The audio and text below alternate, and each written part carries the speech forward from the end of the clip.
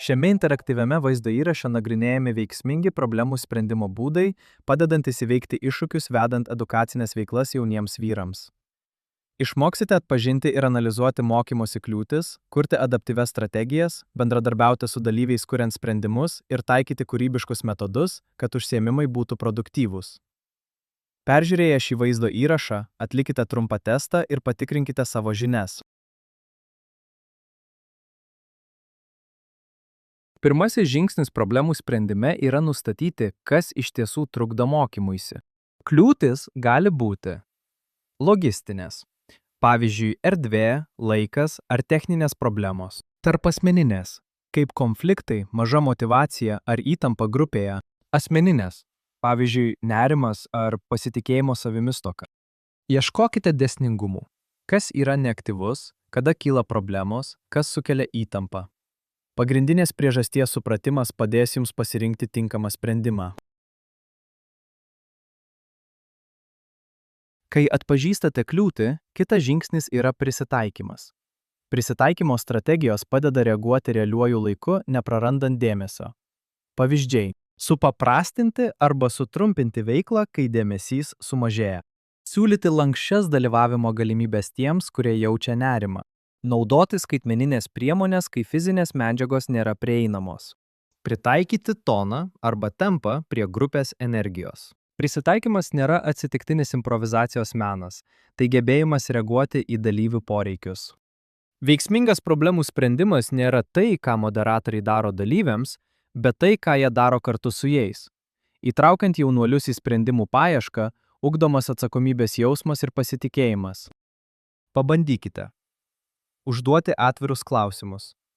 Ką, jūsų nuomonė, kitą kartą būtų galima padaryti geriau? Naudoti grupės smegenų šturmo metodą arba problemų korteles. Skatinti tarpusavio paramą, kad dalyviai padėtų vieni kitiems. Kai jaunuoliai jaučia, kad jų indėlis yra svarbus, jie labiau įsitraukia ir patys įgyja problemų sprendimo įgūdžių. Kūrybiškumas padeda spręsti problemas įdomiai ir veiksmingai.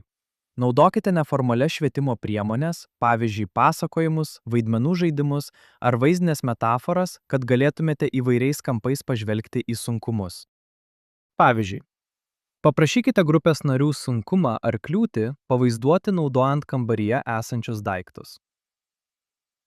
Pasakojimais padėkite dalyviams sunkumus paversti mokymosi patirtimi.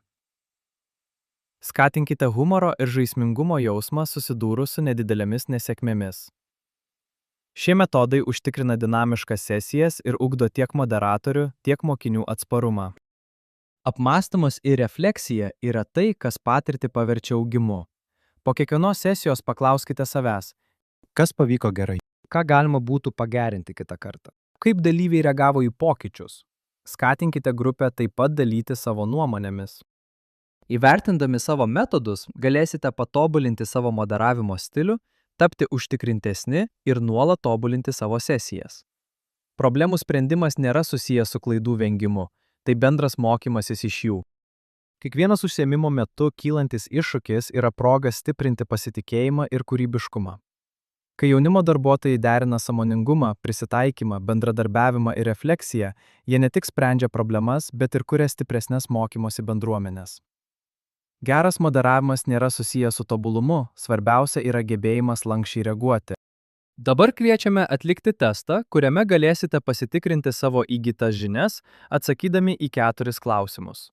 Pažymėkite teisingą atsakymą, nepaisant to, ar pasirinkote teisingai ar neteisingai, jums bus pateiktas atsakymo paaiškinimas.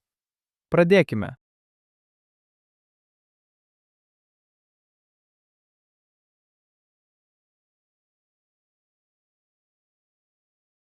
Tai viskas šiai sesijai. Ačiū už jūsų dalyvavimą. Tęskite mokymąsi e-studijoje, kad įgytumėte daugiau naujų įgūdžių, skirtų teikti skaitmeniškai transformuotą neformalų mokymą jauniems vyrams apie sveikatą ir gerovę. Sėkmingai baigę mokymo kursą įgysite skaitmeninį ženklelį jaunimo darbuotojas, inovatyvus jaunų vyrų sveikatos ir gerovės puoselėtojas.